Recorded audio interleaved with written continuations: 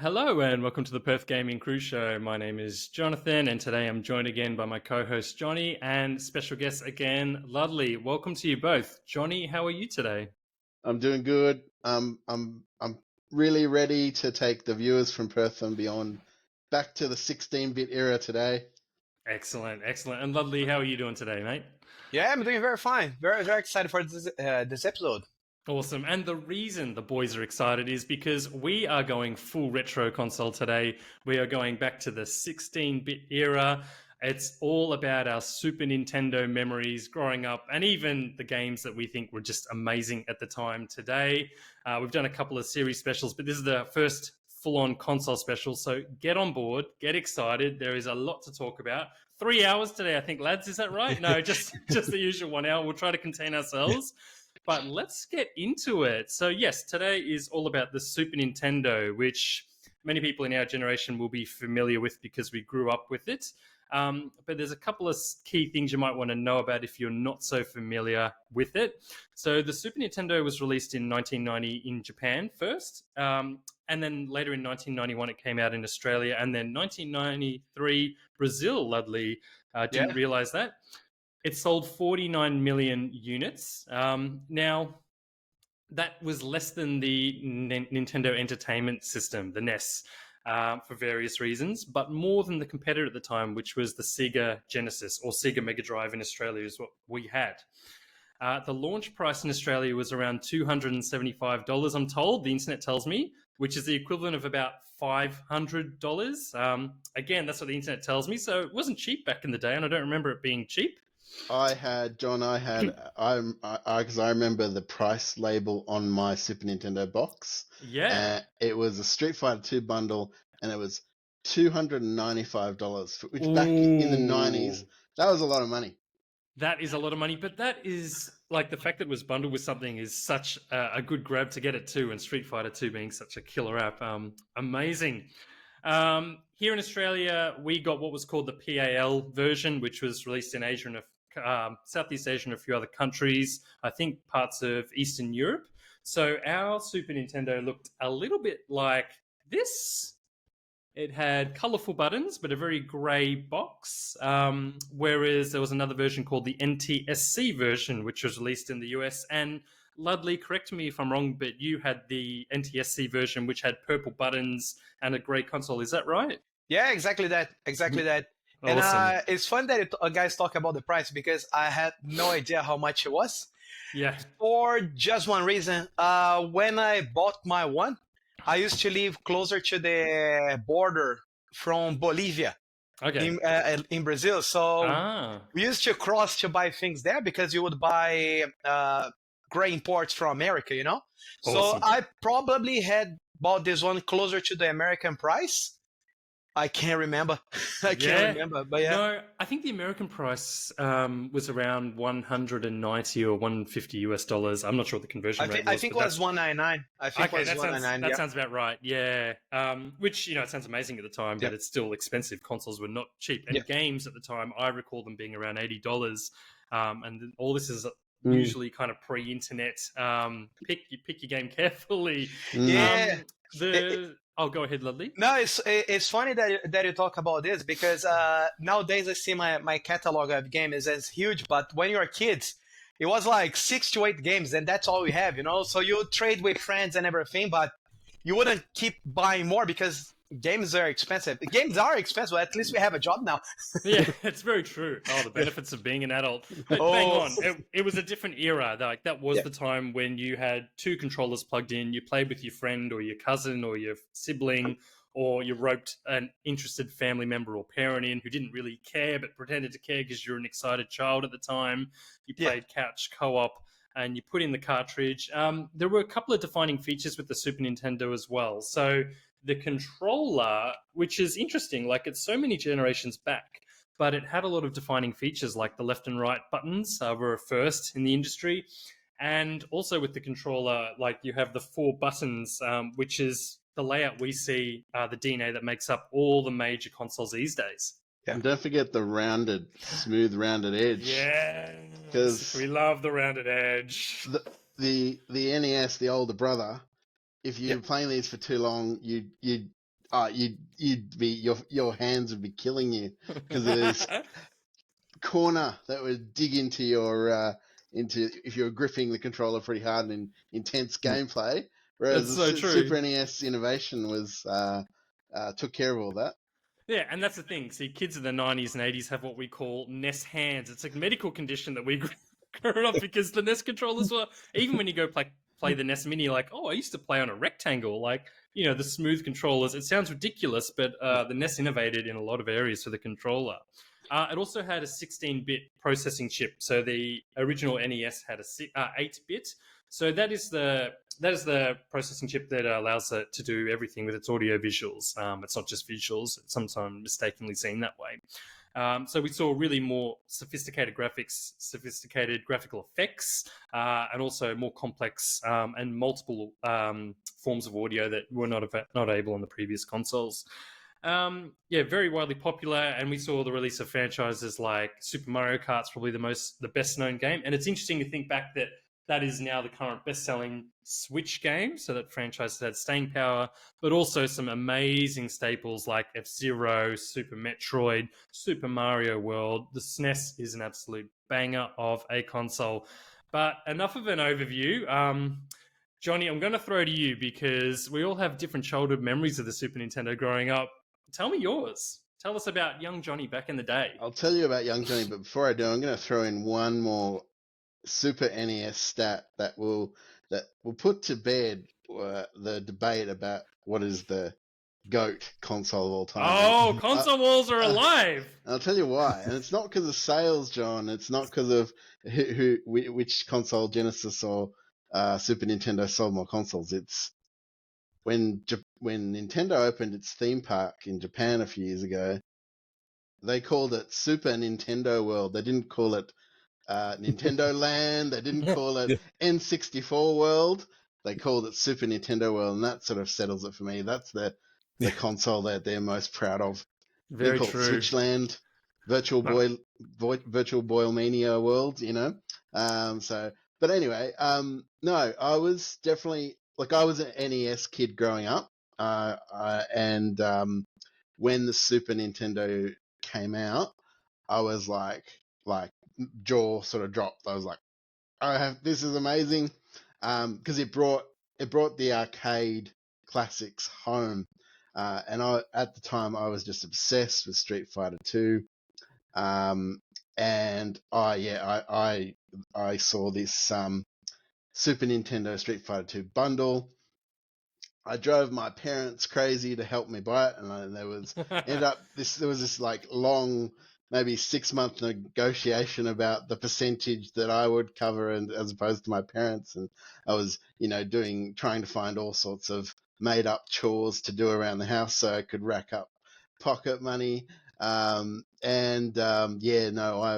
eventually my parents caved, and they kind of went halves with me, probably a bit more than half actually. And they probably told you it was half, and then you're like, oh, okay, whatever gets me over the line type thing. Yeah, I think it was probably 60-40 in the end, but I didn't regret it because I got it home and I was playing Street Fighter 2 at home, and quickly following that with so many great games, which we'll get into shortly.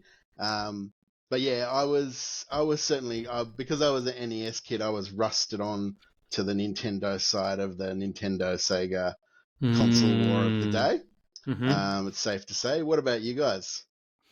Yeah, I just wanted to add, Johnny, like Street Fighter 2, like you said, it came from the arcades, and that was one of the big appeals of the Super Nintendo, where we saw games like Mortal Kombat, Street Fighter 2 come across, and for that to be bundled, I can't imagine Nintendo bundling a Street Fighter game now these days, because it's kind of locked to PlayStation in some ways, but what an absolute grab to get for the price of the day. Yeah, awesome. Ludley, tell us about Super Nintendo and your experiences growing up in Brazil.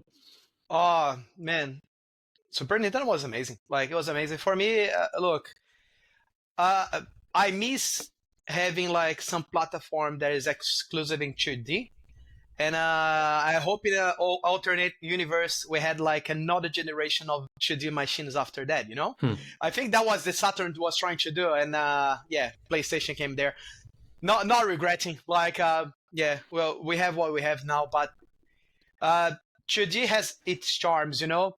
Um, it's funny. When I bought my Super Nintendo, I bought because a friend had, and I think that's how most of the people start. I didn't even knew about the NES, the first one. Hmm. Like, Were you too young at the time, or was it just something that wasn't no, known in just Brazil? no, in Brazil, you know. Like, Mm. I had like one. I know one friend that had the NES, and I was like, "Oh, what is this?" It's like, "Oh, this is the one came before Super Nintendo." It's like, "Wow, cool, didn't you?" Um, but yeah, but Super Nintendo is funny. The Genesis. I don't. How you guys call him in Australia? You guys call Mega Mega Drive. Drive? Yeah, it's Yeah. Mega Mega Drive. Drive. What a Mega name. Drive in Brazil as well. I usually say Genesis because like it's how everybody who speaks English say, Mm. but like it's Mega Yeah. Drive. Uh, it sold more than the SNES, but more people talk about the SNES than the Genesis. It's funny. Like, if you talk to people nowadays, like it's much more remember, and not because Genesis is bad. Like it was good, but Mm. there was something special on the Super Nintendo. Maybe because of the games and everything, you know. Uh, Genesis has great games, but SNES has like much more memorable, and much more Mm. franchise that keep going nowadays.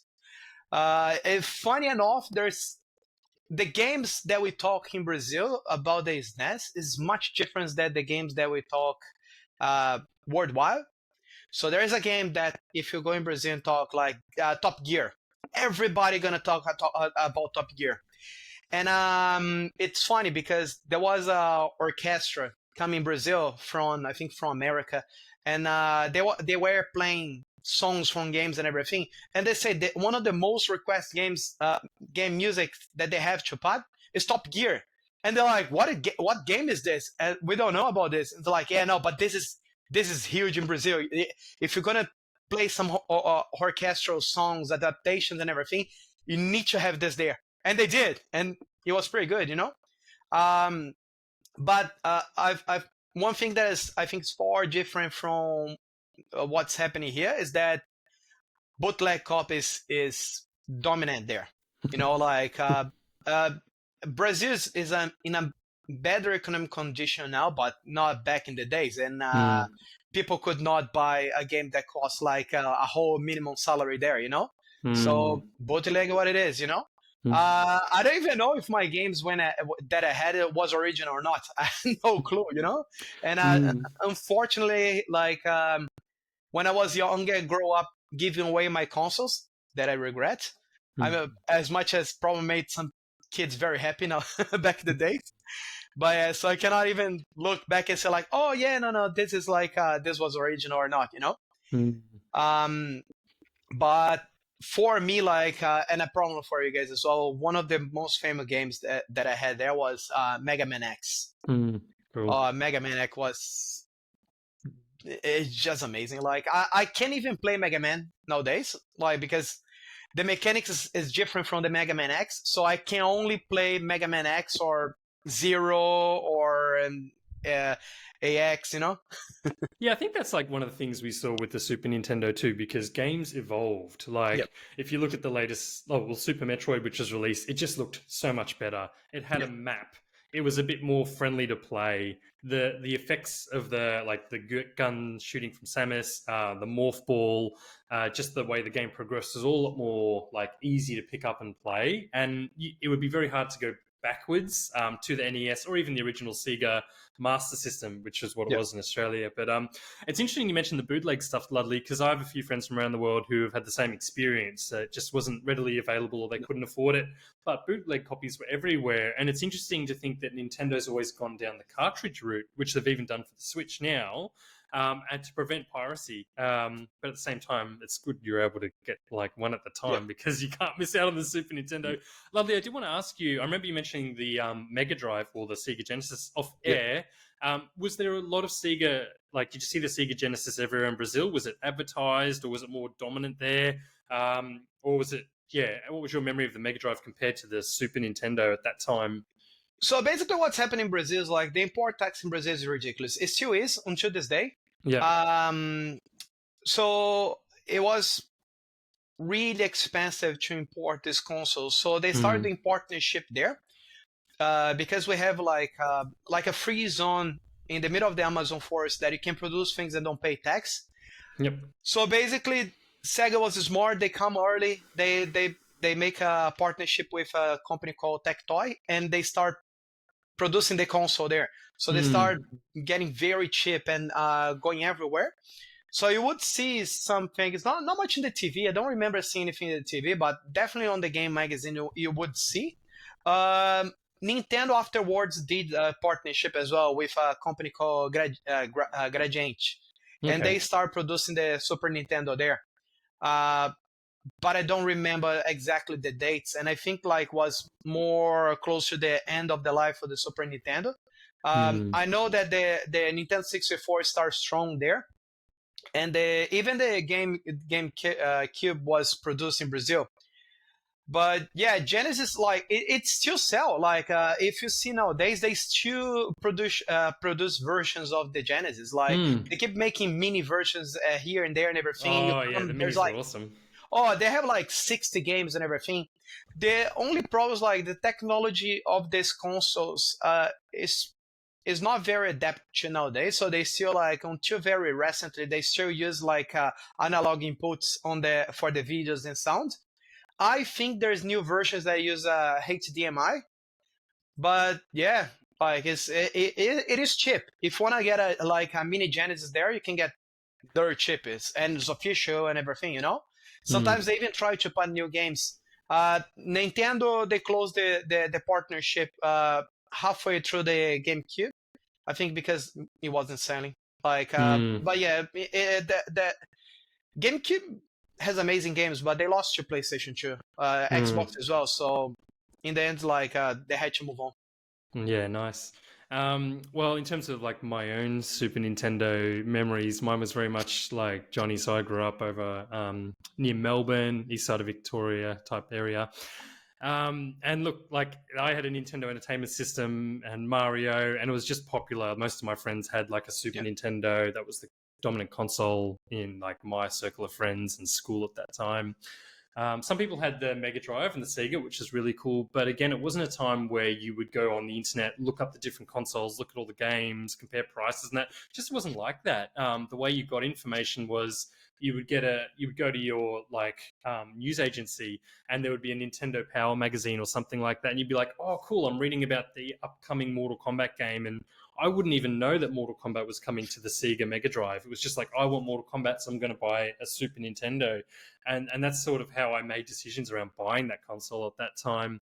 I remember it being in all the stores, like Kmart, Target, Myer. And I remember my family taking us to Melbourne for a trip. And Myer at that time just had like a setup for the Super Nintendo, which was incredible. It was, you could see games on the TV screens. You could see multiple games that you couldn't buy in my hometown. It kind of just blew my mind. I think that tacit hands-on experience of going, wow, this is what Nintendo is, particularly without that age of the internet again, as I mentioned. But yeah, I probably bought one a few years in, and I look, I don't want to age myself, but I was pretty young at the time, maybe around 10-ish or something like that. Had many years with the Nintendo, thought it was great. But it was time to get a new system. We traded in the old one. I don't know if we got a trade-in deal, but it was just something you would do. You tended not to keep your old consoles because they were so expensive, and you needed to use them to fund the next one. And my parents like bought us the new one. I don't know if we chipped in or not, like you did, Johnny. But I remember having to save pocket money towards games because games are just so expensive. And again, like to get a bundle in games sounds ridiculous, but Johnny's deal, I'm so jealous. Like, that's amazing. Yeah, I think a lot of the games that were bundled were Super Mario World at the time, or Super Mario Kart. So Street Fighter 2 is a massive grab. Yeah, but it was just such an exciting time as a kid to be like, oh, finally got a Super Nintendo. My friends can come around and play Super Mario Kart, or even the Super Mario All-Stars package with the original games. Yeah. And it was just, I think it was, in terms of gaming magazines, it was like a peak. It was kind of their peak time, I think. Like Nintendo Power, all that stuff was just right at its zenith at the time of the Super Nintendo. So many of those Nintendo Power covers, the images are just burnt on my brain. Yeah, it's awesome. funny that you guys talk about the Super Mario, because like, yeah, Super Mario was like huge as well. And I remember about the All-Star pack. And that was amazing because like people don't mention much, but it was, if you think about it, it has one of the first remakes there. Like the original Super Mario is remade on that thing, and it's good. It's really good. It looks modern. It looks like the same page with all the other games, you know. And I think something that I miss having around is this all-star package, you know. And I think like Nintendo having like all the histories of these games and everything, like Curbs, Metroids, and everything, they should like, okay, of course now they have like the online part of the Switch there, but they should be making much more all-star packages. You know, like you could like when they did the Metroid Dread, you know, short after, like 1 year after, they should have that made like one all-star package with every single 2D Metroid. You know, I don't see why they shouldn't do it. Like it's yeah, it's just and not only Metroid, like Kirby, they should start doing these packages of collections, you know, like missed opportunity there.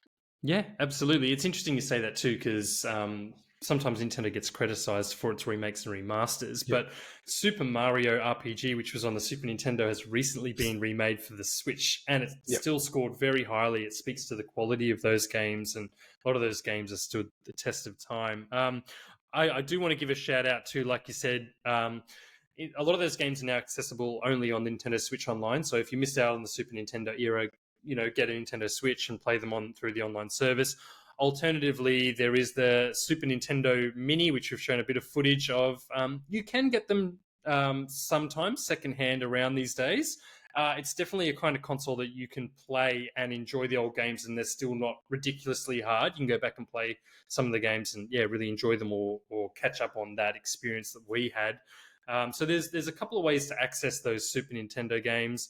But really, at the end of the day, as good as the Super Nintendo was, it's all about the games. Like, it just had everything from the top third-party games like NBA Jam brought from the arcades to first-party bangers like Super Metroid. And we put together a list of 3 each, and I thought we'd be rattling off all the typical Nintendo franchises, but we all have quite different experiences. So, Johnny, I want to start with you. What's one of the first games you remember really well from the Super Nintendo era? Oh, well, so people have been watching the show for a while know how much love I have for games like Super Metroid and Legend of Zelda: Link to the Past. So I thought I'd mention some of the other games I was playing a lot when I had my Super Nintendo. And the one that springs to mind, first of all, after Street Fighter 2, is a game called Super Probotector. Now, for those...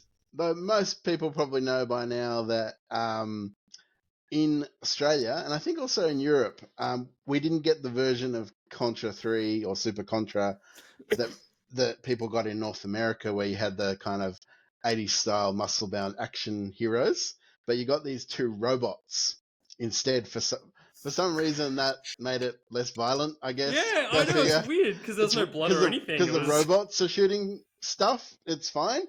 So go figure. But it was essentially the same gameplay, but the sprite was changed to a robot, or if you're playing 2-player, it was 2 robots.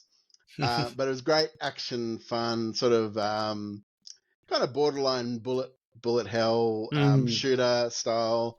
And the great thing about this game was the power-ups, because you'd start with like a bit of a pea shooter, and then you could alternate between two special kinds of ammunition. My favorites were, there was a heat-seeking missile that would just fly around the screen and hit anything in its path. Heat-seeking missiles, and then there was like a laser that would was great against bosses, because it would just deal lots of damage, but you had to be very precise. So, because you could alternate between those two, and there was this kind of a special attack where you could just shoot all around the screen, which was great fun. But yeah, I played this a lot. Replayed it many times. Had lots of level variety. It had a couple of top-down levels as opposed to the side-to-side screen action. Had a lot of time for Super Probotector, otherwise known as Contra with robots. Yeah, it really is, and it's funny because we saw that on the Super Nintendo. Like they would try to nerf games to make them more family friendly. Like Mortal Kombat had sweat rather than blood. But it's like, why is like this okay? Like it's still this massive demon creature coming out and destroying the entire city. Johnny, I remember these games. I didn't have this game, but I've gone back and played it on the Classic recently, and it looks great for the time, and it sounds great for the time. It's still a hard game. Are your memories in parts equal frustration and fun, or was this game that you just really were in your zone with and you loved, and it wasn't too challenging for you? Because I personally found it challenging because it's definitely like a bit bullet hell. If that, yeah, like you said, I think it's sort of borderline in the bullet hell kind of genre. But I found it was a fairly balanced. It was at least playing it when I was younger. I felt the difficulty was fairly balanced. And you could get the hang of the techniques you needed to get through the game and beat bosses, and it had so much variety. And it wasn't a very long game. It was something like 5 or 6 levels altogether. So you with could lots definitely of boss fights though. Hey, lots of boss awesome fights. Really interesting, creative boss fights. They were designed really well, and you could get through it in like an hour, I think. Yeah. Which again, like, to people out there listening who haven't played it, it sounds like a short time, but these games were hard and they were intense and they're multiplayer. They had huge amount of replay value. And if you're interested in this particular one, I don't know if it's on NSO. Johnny, do you know if it's on the online? No? No, it's on. Well, Contra 3 is on the mini, the NES, Super NES Mini. like it's on the back there. It's so you like, can play on the Super NES Mini. You can play the version that people in America got. Yeah. Yes, sweet. Ludley, did you know about this game or play this game? No. Missed on? I remember seeing Contra there. A couple of friends play Contra, but the funny thing is, like, when I had the SNES, I was too young to have too many game magazines. So I would play what I found in the store. So say like, oh, you found like a game that you like, you buy, maybe you go to a friend's house if he has a different game. But I remember seeing somebody play something Contra. This game with the robots, like it seems familiar, but can't say that I played this. Maybe you played like Contra 3 or whatever, and you're like, there were humans. What's going on? Mystery solved. Lovely. What was the first game that you really remember that comes to mind for the Super Nintendo era that you wanted to talk about? So many, but I gotta say one that is odd because I keep talking about this game and nobody knows much about it. Is the Power Rangers, the movie. There is nothing wrong with Power Rangers. Talk for as long as you like, my friend. No, so basically, like it was the game loosely based on the movie. Has nothing to do with the movie. It's the movie, the game, isn't it? Like, it's the but it's funny what you say about the game before. If you play through the game lasts 1 hour. But you're going to spend the whole day because you're going to keep dying like crazy in these games. So I used to play these games with my friends, and we wouldn't pass like the second stage, and have limited life. So it was so hard. So in the end, the only way that I did to finish this game was recently when I get an emulator, and I actually put some infinite lives. Only way to do it. Like it's I was trying for like a little bit. Like no, I'm an adult now. I can't do this now. Nope, I can't. No, I think if the younger me couldn't do it, like the older me, not gonna be able to. But it was a good game. It's like it's Power Ranger in the Super Nintendo, so, and you could play, I think, with 4 people. It was a beaten up style game. So, I don't think it's this one on the image there. This is like the 2D one. Okay. The movie one is a beaten up, and like it would beat you up. Oh, okay, wow, intense. That's interesting because this one is called like the Power Rangers movie, but there might be multiple versions again on different console regions or something like that. Different versions. Yeah. Interesting. Very curious. Yeah. Or is this one? I don't know. Like, there's so long that I didn't finish play. Even the emulator, I did this like I think like 6 or 7 years ago, just for spite. It's like, no, I want to see the end of this game. Nice. Yeah, the Power Rangers were massive back in the day, and they were perfect for beat 'em up type games. Global, like it's so cool, very cool. Yeah, sweet. Well, speaking of like beat 'em ups and using licenses, my first pick is, as much as I didn't really want to choose Mario, is Spider-Man and Venom Maximum Carnage. So anyone who tells you that Sega it does what Nintendo don't, they're wrong. Super Nintendo was hardcore back in the day. I don't care if you think the sweat in Mortal Kombat was like sucky. I still did fatalities that was sweet as. This is so Spider-Man and Venom Maximum Carnage. What a name for a game. It's basically, as you can see, one of the licensed Spider-Man games. It was just beyond cool because you could play as Venom, who was sort of becoming prominent in the 90s feature and like animated series, and the cards which I had growing up. Like I had a collection of Spider-Man cards, so when the game came out, I was like, why would I ever not play this game for the rest of my life? It's a lot of fun. It's multiplayer. Spider-Man and Venom have their own separate powers. They're kind of like palette swaps, but at the time you just think, like Venom's symbiotic thing is different to Spider-Man's web attack, but it's all the same. It's just very cool because, these days it's something like boss fights. It's not all that exciting or interesting. Back in the day, if you had your franchise come out and it had key characters or key storyline, then that's just amazing. Like in our previous episode, we were talking about the Batman games and some of the villains they focused on. This one had like Carnage. It had Cloak and Dagger. It had what's his name? Demi-Goblin, who's like the third like hobgoblin character. It was just so good, like in being able to fight these bosses.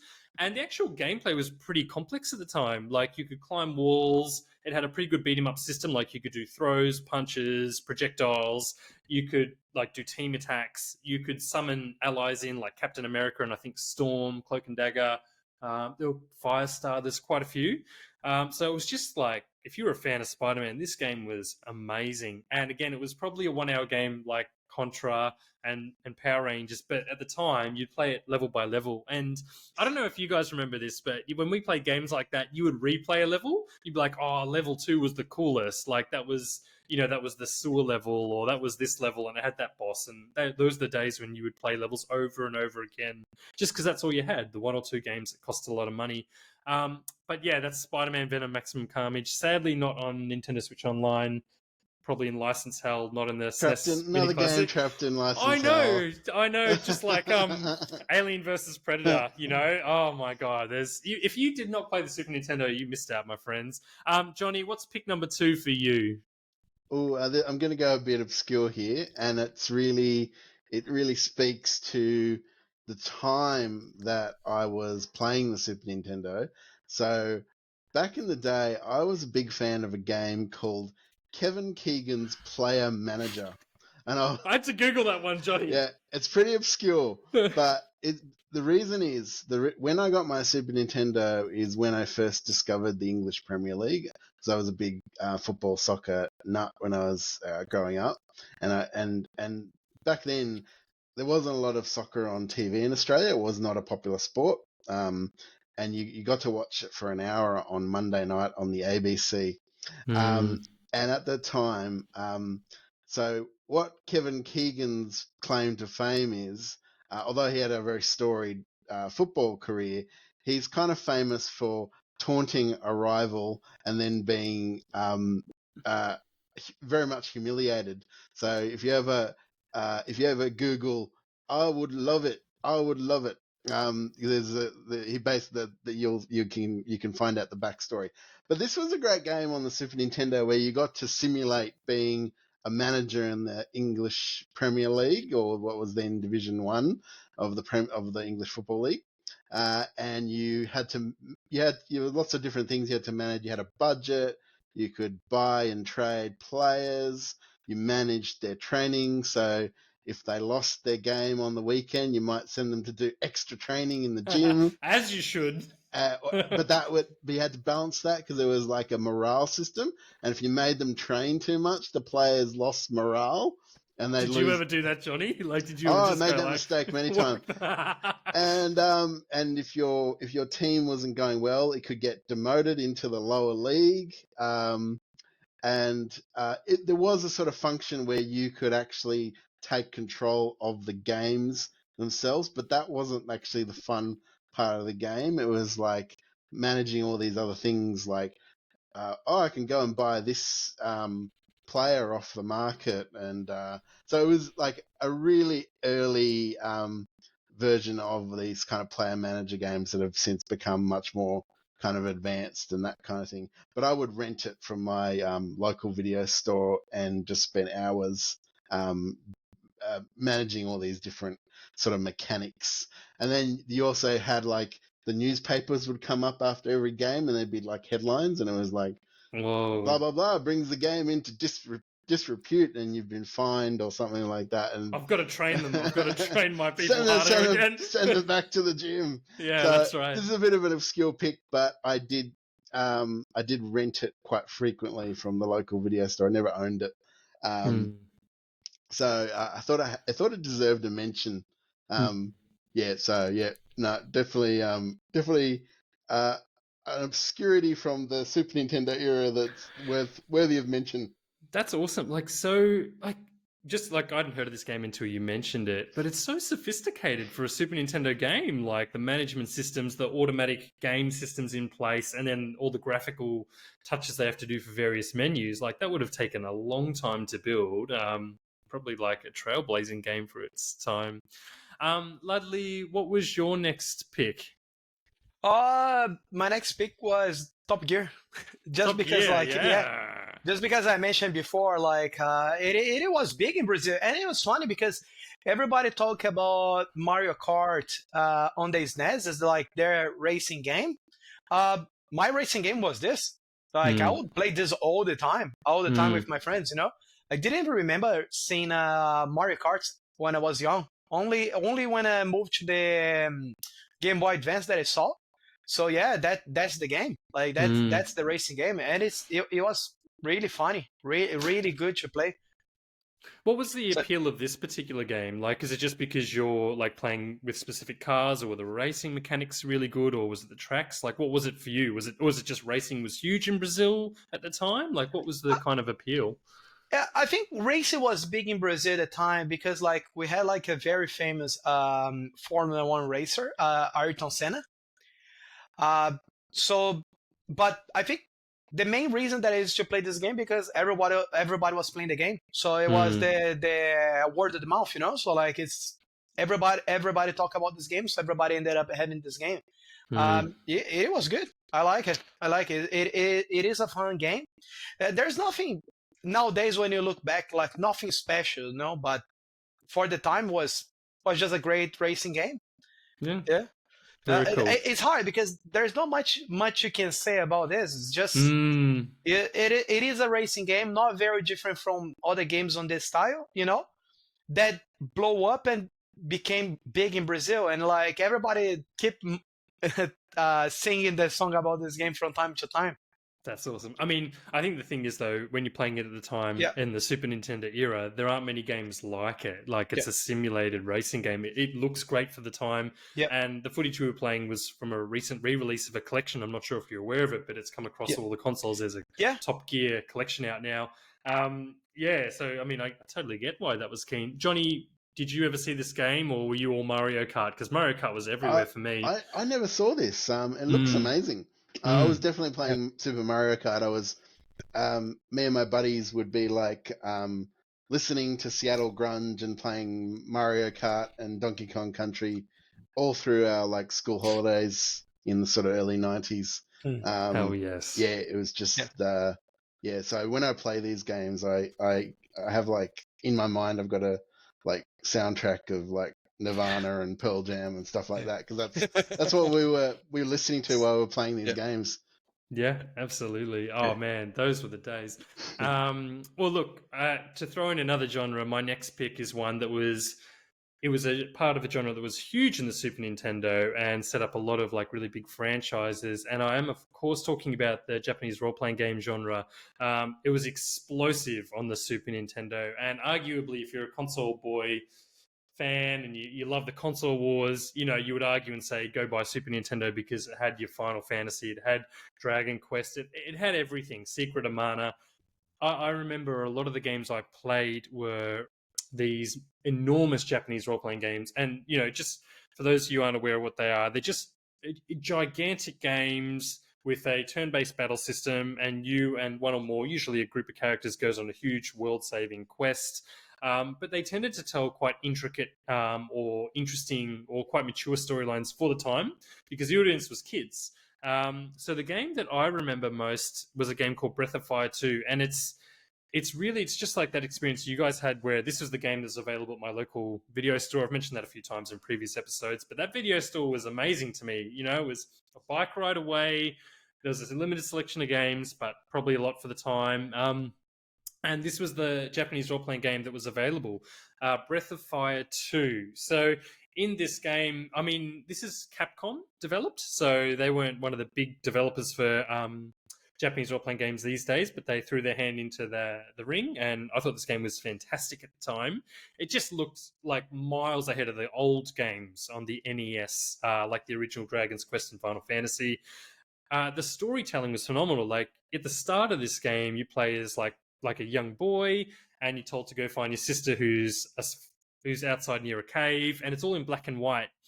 And you leave the village to go find your sister. Very, very short introductory scene, and it changes from black and white to color. And you have this kind of strange experience with this sleeping dragon. You see your sister, and then you get this kind of like world-ending dream. But then you wake up, and you're still this young boy, but your whole world has changed. Like your family's gone, you're in another era, and no one knows who you are, and you don't know what's going on. And it absolutely blows your mind at the time because you're kind of like, oh my God, where am I? What's going on? I have to figure this out. The storytelling, again, was incredible. And then you quickly meet one of your companions, Bo. They're all anamorphic, like characters, like a dog, a cat. The cat character, I think, is called Cat. You got to save her from a gladiatorial pit.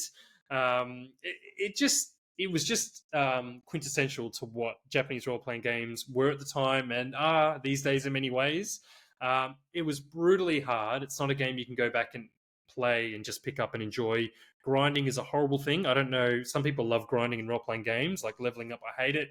My memory is really of my brother playing this because I wasn't good enough to play it. I couldn't really figure it out, and he was quite smart, and he would take the time to grind through all these enemies for an hour or 2 hours just to get to the next story beat. And that's just the way the game was. And I remember us hiring this game multiple times. I don't know if you guys had this, but you'd have your save file on the game, and you'd be like, please, someone don't delete my save file. There's only 3 slots. Modern gaming, my friends. So that's Breath of Fire 2. I'm actually going to go play it through one day before I die. That's the big plan. That's my goal in life. Johnny, I think we've got one more for you. We need to hear more about one of the greatest games of all time. And your pack and bundle game. So this bundle, the box even had amazing artwork on it. It had like, did you keep it? I sold it a few years ago. I sadly had to sell it during my divorce. So I was really cash strapped. I had to sell my bundle. We've all sold consoles. It had the best box art. It had Ryu on the cover, who everyone in Australia called Ryu back in the day. Don't you mean it's Ryu in Australia? Ryu. Good old Ryu. But Ryu. In the early 90s, I wanted to be Ryu. Like, I was obsessed with this game, and the magic of bringing it home was that you could play through the tournament with all the characters and get to see all their different endings. Like, some of my favorite endings are the Chun-Li ending when she goes to like the grave, and obviously you get to see all the end of fight little lines that like Guile is always telling people to go home and be a family man. But yeah, getting to play through all the endings. I have to the Zangief ending is amazing. You get to like do a little dance with Mikhail Gorbachev. Like, come on, it's crazy stuff. I love it. That is so 90s. Good. But yeah, I played Street Fighter 2 throughout the life of the Super Nintendo. As long as I had a Super Nintendo, I was regularly coming back to Street Fighter 2. And this version of I know there's been so many editions of Street Fighter 2 since, like Super and Ultra and Street Fighter 2 with chocolate on top and so forth. But the original was just has a special place in my heart because of those memories. Yeah. Did you have a favorite character that you played as, It or a was favorite stage, or something like that? Ryu was just with his moveset, the fireball. Yeah, and I'd always go for Ryu as opposed to Ken. Like I know Ken was. I remember growing up in the arcades, people always wanted to be Ken because he had the red suit and he did his throw move was more like he did like a longer sort of tumble, and some people like back that. roll and throw. Yeah. I remember But that. I like just the very basic Ryu. He's the straightforward world warrior. He doesn't care about the reward. He's just about the fight. The man for Japan is all about his values. That's it. Love it. So I was into it in a big way. I collected the Street Fighter 2 comic books back in the day. I got into it like very hardcore. Like Street Fighter 2 was a big part of my life as a teenager. That's awesome, man. Ludley, did you play Street Fighter 2? Was this a thing in Brazil at the time? Yeah. That's a funny thing, like because you talk about RPG, and nowadays I play more RPG, but at the time nobody was talking about RPG because nobody could understand English. But fighting games were amazing because it's all like, if you see, it's just like player select, start, player 1, player 2. So you don't have to read anything. You just need to play. So Street Fighter was big, but most of the people used to play the turbo version. It's a little bit faster, a little bit more fluid, and Mortal Kombat, but Street Fighter is like it has a huge division. Like most of the people that I know would play both, but they would have one of the favorites. I like Street Fighter, but I was more Mortal Kombat, especially after the second one where the blood was red. Yeah. Yeah. And not for the Super Nintendo, but the King of Fighters. But yeah, for Super Nintendo, like Street Fighter 2 Turbo was really good. Yeah, all the versions were so cool. Like this game was everywhere, and like you said, you don't need to know the language. And there's a fighter from Brazil, there's a fighter from China, there's a fighter from. Don't think there's an Australian fighter, but I don't blame them. Favorite fighter, Ludley? Who was your favorite fighter? It was real. It was real. Yeah, nice. Yeah.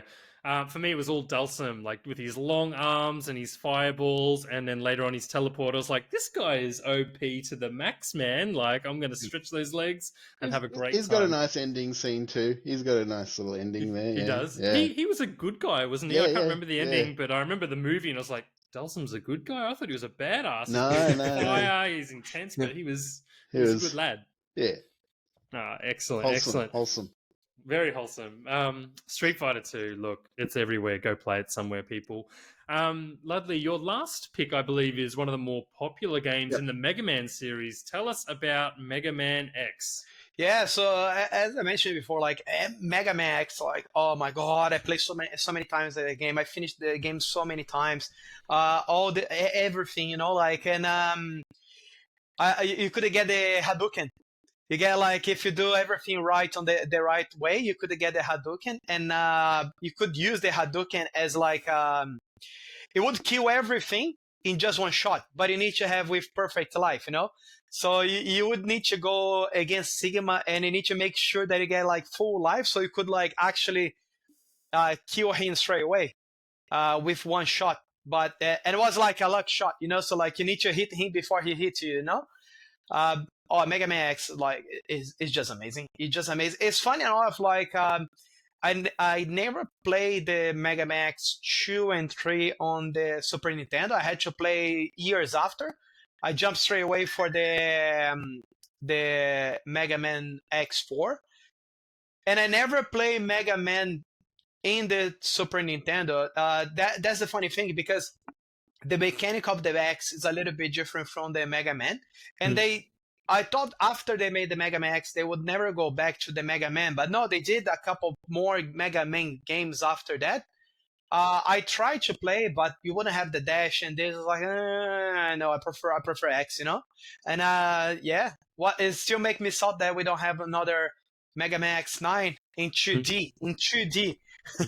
Maybe it's in the works. Who knows? I mean, the Mega Man games were massive, weren't they? Oh yeah. The funny thing is, like, somebody did a remake of the Mega Man X8 that was for the PlayStation 2 in the Super Nintendo graphics, you know? So you have in the internet, it's there, you know, like it's exactly what everybody's asking. Everybody's asking for a new Mega Man X, and everybody wants in the Super Nintendo style, you know? Nobody wants like in 3D and everything. No, it needs to be like this. I think it's more because everybody remembers the Mega Man X on the Super Nintendo, and that's like holding the childhood memories, you know? Even the remake for the Mega Man X that they did for the PSP, Maverick Hunter X, it wasn't that popular. I think like this is what people want. They want the Super Nintendo graphics, you know, like yeah. Yeah. Well, I mean, if you want that pure experience, there is a Mega Man collection out there for all the modern consoles. So you can dive into X and the other games, and then the originals on the NES. And then this is also in the Super Nintendo Mini Classic. Hey, we're not getting paid by Nintendo. We don't own these things. I'm just saying it's a freaking cool console. Go buy one before they cost $1,000. Johnny, you know what Mega Man is. Are you familiar with the series? Do you remember X? Do you remember these games? Mega Man X is amazing. It's such a polished version of the game of the Mega Man series. I quite like the Mega Man games on the NES too, but I definitely I just think what they did on the Super Nintendo is just glorious. So much charm, like the graphical style, the art style, so good. If only there was just a little bit more, as Ludley has said, it would just be amazing. But what we got was pretty damn cool. Yeah, he was talking about the collections here. The collections. Hello. Nice. I have the other one. I can't find it, but they made one from the Mega Man X to Mega Man X6, and I played the Switch as well. It's like I had to finish every single one. I was like, no, that's my life goal here. Yeah, fair enough. No doubt you've got a Mega Man amiibo on that back wall there somewhere. I wonder. No, I have two. I have this one, and I have the gold version of it. Ooh, mega fan, super. And it's awesome. Mega Man was a massive series, and like you said, Johnny, like just that enhanced version of the original games, that's what the Super Nintendo was all about, eh? Yeah, it's almost like you could almost consider the version of games that were on the NES, they were almost like proof of concept for a lot of the things that we got on the Super Nintendo. And that's true of so many different Nintendo IPs and also third-party IPs from publishers like Capcom and Konami. Yeah, exactly. Super Metroid, Super Mario, or Super Punch-Out, all those games. Well, my final pick was actually a kind of new franchise, but it existed on the NES. And this is one I just remember vividly because this is one of the games that was being advertised with the Super Nintendo a lot at the time. I remember very distinctly going into Kmart, which was kind of bigger at the time, and they had a TV running Donkey Kong Country, and it looked absolutely phenomenal to me. Donkey Kong, it was a different type of game on the NES. It was one of the flagship titles for Nintendo, and it was given to Rare to turn into like a 2D platformer instead. And what a platformer. This game is, I would argue, the best looking or one of the best looking games on the Super Nintendo. It really pushed the graphical capabilities to its limits. It still has really like a clean, nice look, like a lot of Super Nintendo games have. But at the time, it was using 3D images. And if you look into the documentaries for this game, you know, it was excruciatingly hard for the developers to create it. Gives you a lot more respect for what they did create. But it just had some incredible effects that we saw on the Super Nintendo. Like I remember at the end of the first level, it was like daytime, but when you get to the end, the sun would set and you'd just be like gobsmacked. Or in a future level, you would see rain coming down and then there'd be wind changes and the rain would change and it would blow my mind. But as a game, it was just really it was hard. It was like the hard version of Super Mario, but it was still a lot of fun, really diverse, interesting levels. Like you had your wintry levels, your cave levels, but there's always a different kind of gimmick each level that kept it really engaging and fresh. And then you could get animals to enhance, not always enhance depending on the animal you got. You get like, I think it was an ostrich, you get like a frog, and then the best one was On Guard, who was like the swordfish. who would just let you swim, because we all hate swimming levels, and we still hate them, but they made swimming levels so much better. And then the music is just absolutely beautiful. Like, there are people out there with like thousands of views all over YouTube because they've created remixes of really gorgeous soundtracks. And of course, I've mentioned previously that the Donkey Kong Country HD remake's coming to Switch, and I'm just going to buy it. I'll be the only one, but I don't care. Just one of my favorite franchises, and just I remember it so clearly. It was like, this game looks. It was kind of that era where I don't know if you see that as much these days with modern consoles, where it was like, that just looks phenomenally incredible. I need to play that game because it just looks and sounds and feels so good, and I need to experience it. Johnny, are you familiar with this game? Did you ever play it or see it at the time? Of course, played a lot of Donkey Kong Country. I don't think I've ever finished it. It's sort of something that's on my list to go back and actually try and finish it. 'Cause I didn't finish it back in the day because it was quite challenging. Yes. But it was a lot really enjoyable gameplay. And yeah, it's got its distinct style about it. I don't think there's nothing else quite like it, or at least not before it. Before this, there wasn't anything really quite like this. It's probably quite influential game in many ways. Yeah. Very true. How about you, Ludley? Was Donkey Kong known or big in Brazil, and did you play it at the it time? was no. It's funny enough because I don't think you could have a bootleg copy of this because they have the FX chips on it. And but yeah, I saw a lot of people playing this game. It was popular. It was very popular. And I remember it came mid to the end of the Super Nintendo, if I'm not wrong. And was like one of the blows on the Mega Driver because Mega Drive had nothing close to it, you know. Funny enough, I got these ones for the Game Boy Advance, and I managed to finish the Donkey Kong Country.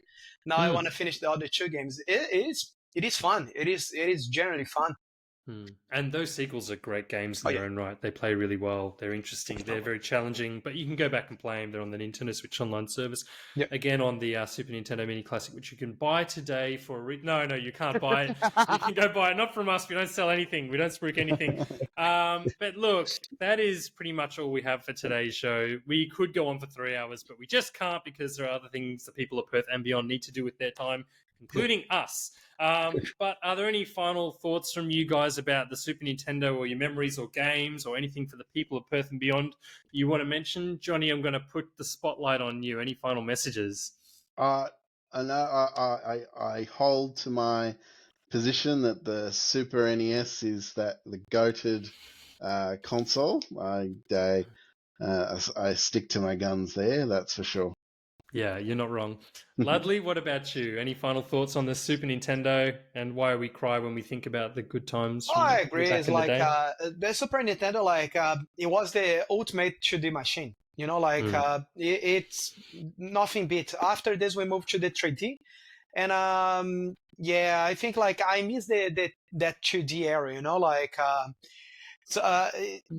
Super Nintendo was so memorable, so much first beginning of franchise there, you know.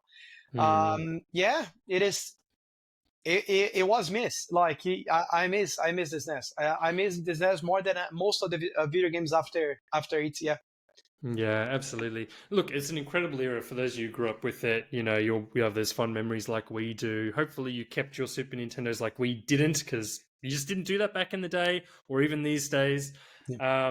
If you didn't grow up with the Super Nintendo, it's worth playing some of the games just to get a feel for what people are talking about, because a lot of them are still quite playable. And a lot of the big franchises you'll see people talk about, like F-Zero, Super Metroid, or even Zelda, Link to the Past, which we didn't even cover much today. All, really found their roots there with the establishing the NES, like Johnny said, but then really developed and grown into fantastic games in the Super Nintendo. But that is all we have for this week. Thank you so much for joining us, people of Perth and Beyond. And that is a wrap for today's episode. Go and enjoy your Super Nintendo, Sega Genesis, PlayStation Classic, Dreamcast Classic if it existed, GameCube Classic if it's coming. And John, viewers from Melbourne in particular will be seeing the Perth Gaming crew, or a few of its members, down in just under a week now. So getting very excited to get down to PAX and hang out with some of our viewers and from Perth and beyond, particularly the Melbourne area. So it's going to be a lot of fun. Absolutely. Johnny's going to be there Friday, Saturday, Sunday. I'll be there Saturday, Sunday, most of the day for both of us, pretty much all of it. If you're working on the Friday in Melbourne, just finish early or call in sick. Come and see us. Come and go to PAX. I think there's tickets only available for Sunday, but it should be phenomenal. We can't wait to go and get our hands on some retro console gaming. But that's all from the Perth Gaming Crew Show. That's us over and out. Have a great weekend. Bye for now.